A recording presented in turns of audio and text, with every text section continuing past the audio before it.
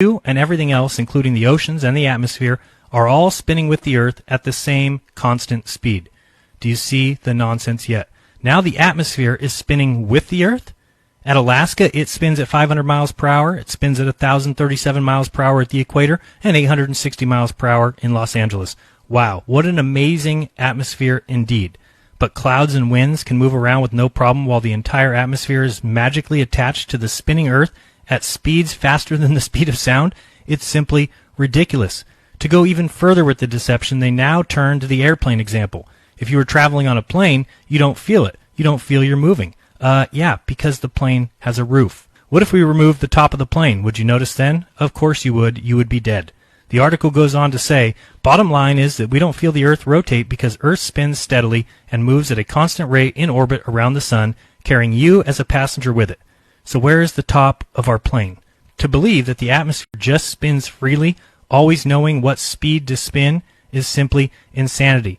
And again, even if we did have a roof, all the things that are the heaviest would be pushed to the outside of that roof, not to the inside, not towards the spinning ball Earth. If you look here, this is a video of me traveling with cruise control for 1 mile at 50 miles per hour. So let's pretend that we are on a merry-go-round at a spot where we spin at a linear speed of 50 miles per hour. Okay, it's pretty fast. But now imagine that we take a plane or travel to the equator. Are you ready to see what 1,000 miles per hour looks like? Here we go. Imagine that we are at the outside edge of a merry-go-round traveling 25,000 miles in a day, which equals 1,000 miles per hour. Well, here is that ridiculous speed. I mean, we'd be flung off in 2 seconds, and imagine if I had a trough of water with me. It would be completely gone. Now you have to imagine that the atmosphere is moving along with it at this speed. How? This is ridiculous, and clearly we would feel this edge linear velocity.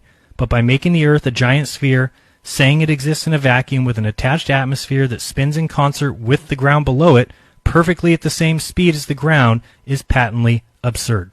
That we wouldn't feel this speed or be able to detect it with our precise measuring devices is simply insanity. Again, all of this is just my opinion, and as I've said, you are free to believe the math that says it's possible, just as you can believe that the elephant can hang from the tree branch off the cliff. Be my guest. Believe you are spinning as we speak, floating along in outer space at such a perfect consistency that can't be felt, and it no longer even matters what speeds or equations they invent. We'd never feel it. They could tell you that you're flying through space at 89 trillion miles per hour. You can't tell. You're traveling in a plane and simply can't tell.